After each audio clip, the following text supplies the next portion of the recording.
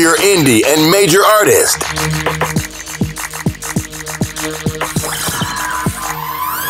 Real Talk 101 Radio. Talk and music radio. Indie artists, major artists, producers. On location interviews. Fashion and artistry concert series. Concerts, fashion shows, community. Real people, real talk, real issues. Check out The Fresh Friday Show. Real radio. Get it all right here. Real Talk 101 Radio. Visit realtalk101radio.com. Dae One. Sending this one out to everybody. Real Talk 101 Radio. This is a special show. Very first show. We told you we was going to bring it to you. Producer right here. Look, Dae One. #1 show right here, baby. And I'm the first, right? Yes. Dae One. All day, baby. It's going to be a good interview. Y'all going to learn something. So y'all producers, put your eyes to that screen and make sure you pay attention because he got some good knowledge on social media coming up. It's the Birdman. Dae One. It's Dae One. We got Dae One on the set, on location interview, man. How long have you been producing, brother? I like to kind of catalog my career by like when I got my first placement. So my first major placement was in 2009. In 2009, I got a placement with a record I did with Snoop, and it ended up on his Malice album, the More Malice album, So Gangster. It was a record I did with him and Butch Cassidy. But prior to that, I probably had produced in like maybe 5 or 6 years before that. Right. Yeah. That's what's up. Now, what made you want to actually get into producing and be a producer? When I first initially tried to get into producing, it was only because I was trying to be a rapper. So at the time, I couldn't find producers that knew how to make beats, that had the ear that I kind of had for hearing music, and knew how to kind of create the music that I wanted to make. So it kind of just happened out of necessity. You know, I had to find beats so I could rap to them. You know, tired of hearing the beats that wasn't popping. I mean, it wasn't that they wasn't popping. It was like I was kind of trying to produce the beat, not doing it, just telling another producer how to do it. Gotcha. And then at one point, one of my friends was just like, "Why don't you just try to make the beat?" And I was like, "I don't know." How long did it take you to pick it up? I like to get good at it, probably about a year or so, because as a kid, I was always the kid that always wanted to play with the keyboard, or I go to Radio Shack and try to play, play instruments or whatever. So I always kind of had a knack for music, and I could always hear good melodies by ear. I could re-sing a song like that. So when I got to the keyboard and playing keys, I could do the same thing off radio. I could hear a song on the radio, gotcha. And next thing you know, I could play it on the piano. Gotcha. So by the time I started making beats, it was already kind of natural. So it took me about a good year to kind of get good and technical to figure out what it all meant. Was there any influences that kind of guided you to go to this side, this type of sound, this type of tag? I mean, I was heavily influenced by the West Coast coming up as a kid. The West Coast kind of paved the way for me in the sound that it made, because like I was a fan of East Coast music. I was a real big fan of East Coast music, but it was something about what the West Coast was doing melodically to their music.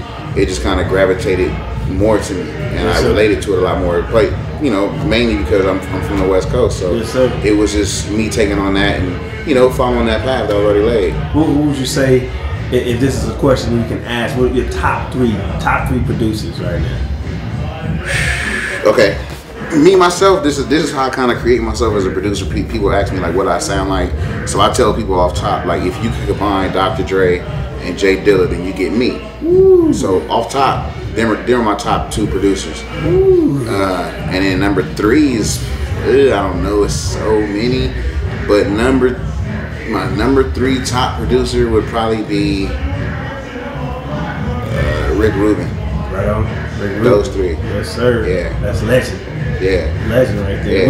Would you say that just the whole aspect of producing, being behind the scene, has it changed or evolved? What would be the better term for it right now? It has definitely evolved. It's evolved in almost every way. Like from how it used to be back in the day, I feel like nowadays, not even just with producing, but like anything that's behind the scenes, nowadays is more in the forefront. As opposed to back in the day, the DJ used to be in the back. Gotcha. Now the DJ can do a whole show by himself, and they pay him $50,000 to come do a show. You know what I mean? Like now people want to know who the producer is and know how he's making beats and know how he hears samples and and knows how he finds talent and what he looks for in an artist. Like now that stuff is intriguing because it's something that has been a part of the culture for so long, but we never really focused in on it. And so now it's really evolved into the point to where a producer is great. An artist without a producer, you kind of look at like, no one's really producing you. You just kind of doing your own stuff. So now it's kind of like a necessity to have a real good producer. You know, so it's definitely evolved. Yeah. Gotcha. Now you actually just recently produced a track, "Bad for Me." Yeah. Yeah. Shit, I've been doing this shit since day one. Yeah, nigga, day one. Day one. Yeah. Yeah, Snoop. Yeah, Uncle Snoop, man. Shout out to Uncle Snoop, man. The whole Dog Pound family, man. They've been showing me love from the beginning. You know, growing up listening to them as a kid, you know, that's an honor to me for them to kind of like, you know, just pretty much welcome me in. You know. How did that happen? Like you say, I need a Dae One, I need a beat. Oh, you know what? I was actually making this beat, and people don't even know this. I was in the studio with my homeboys, Mel and D, and we were coming up with the composition for the beat. So when I sent Snoop the beat, I felt like the beat wasn't even done. I felt like it still needed more to the beat. But when I first was doing the track, I was telling my boys, I was kind of like, man, this sounds like some Slum Village kind of shit. And they were like, yeah. And then one of my homies, my boy Tajay, was like, man, that shit sound like Snoop. And I was like, it do? And he was like, yeah. So then next thing you know, I think he hit me like, yo, I'm hitting the studio, you got something? And I sent it to him. And then he hit me back like 20 minutes later, he texted me back like, yo, I'm going to the studio right now to do this. What can we get it at? I said, all right. I emailed it to him. Oh, right now he just shot a video to it and everything. It's on YouTube and all that. It's on my SoundCloud, Dae One, SoundCloud/Dae One. You find it there. Since you're on the social media, go and give us the rest of it. The rest of it. Let's see. The SoundCloud is SoundCloud /Dae One, DAEONE. The Twitter is @Dae One. The Instagram is DAE_ONE. The Facebook is official Dae One, and my website is dae1.net. That's right. They can find me there. You got some bigger names, even Kendrick Lamar, Schoolboy Q, Chance the Rapper. Yeah. Got the TDE crew going. Yeah, man. TDE is that's like fam. You know, I've been working with them cats since the beginning. You know, since before everything took off. You know, I kind of seen that in them early. Like they knew what they were doing. They make good music. You know what I mean? It's kind of like lyricists. They're lyricists, but at the same time, they really study their craft. They know their history on music. You know, they know their stuff. So it was always good working with them. And, which track you on Kendrick Lamar? With Kendrick, I got a record with Kendrick and Schoolboy Q called Birds and Beez. That was on Q-Boy. That was on Schoolboy Q's Setbacks. I got a record on Jay Rock album with all the Black Hippie. It's only like maybe 3 or 4 Black Hippie songs with all of them on there, and I got one of them. That's what's up. Called Say What's Up. They shot a video for Say What's Up too, man. Say What's Up's out of here. So a lot of producers, they have tags. Like everybody getting to know a lot of producers, they different tags or whatever. Would you say that you have a signature or tag or whatever that people can notice when they hear that? Like, hey, that's Dae One right there. Yeah, I have a tag. I have a tag. It says Dae One Experience. Gotcha.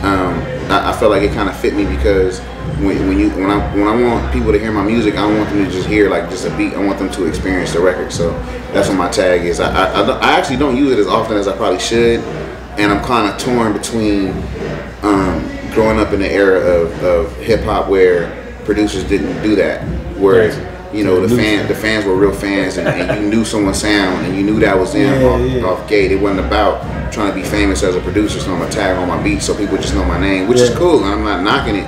I'm just torn because I look at the game like this. You know, there's a new school rappers, there's a old school rappers, and I'm in middle school. Gotcha. So I'm in middle school. So since I'm in middle school, I'm torn between tagging and not. So sometimes I tag it, sometimes I don't. Sometimes I want people to know, and sometimes it's kind of like better for me when you turn around and be like, "You did that," and I'll be like, "Yeah," and they're like, "Damn." I like that feeling way more than like, "Oh, it's a Dae One beat." Yeah. That's just me. I can dig it. I can dig it. That's my perception. So you let the people listeners know, man. You got some coming up, any projects coming up real soon? Yeah, I got a couple projects in the pipeline. I'm working on my young protege's album. His name is Vin Villa, young guy from Long Beach, Filipino guy that raps and sings. Very sick. We gotta get him on the show. Yeah. Get him on, man. He's graduated from USC, man. Shout out to all the Trojans. I'm working on an album called Super Gangster with my homeboy from the Dog Pound named Slip Capone. We got everybody on that album from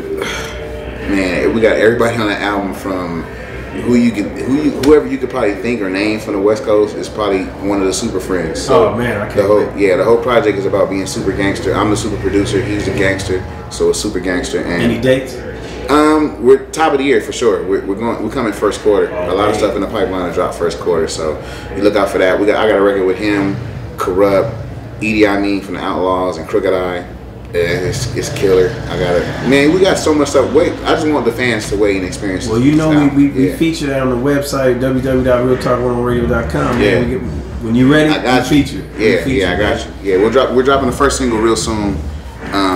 It's called Kryptonite. We're taking on the whole Superman theme. So that's what's up. It's called Kryptonite. We got him, Trady, Little Easy on the song, Easy E Son on it. And gotcha. It's fire, man. It's fire. I can only imagine. When we do Real Talk 101 Radio, we like to we push the indie artists.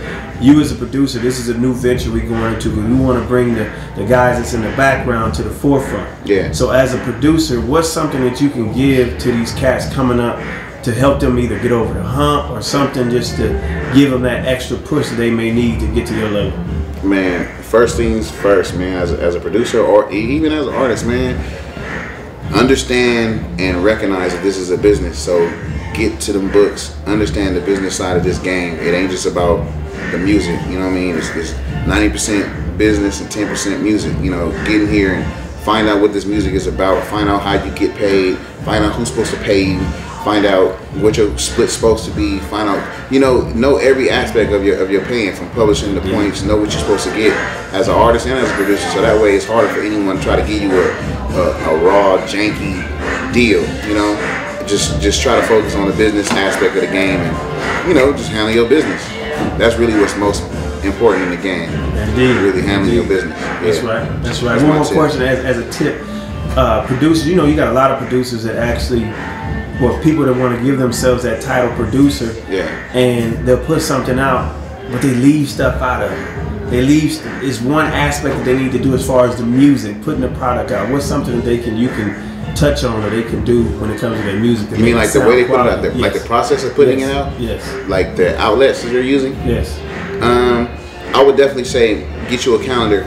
Try to strategize your marketing plan around a calendar date. Do everything kind of like on date, so that way you have more of a planned out strategy on how to attack the game, and just don't be throwing stuff out there at random. You don't want to confuse your audience. Make sure everything is dedicated to one project or whatever you're working on simultaneously, so it all can build itself. And social media at this point is very important too. Make sure y'all on your social media game. Y'all trying to get your followers up and trying to get people to really pay attention. Don't spam people.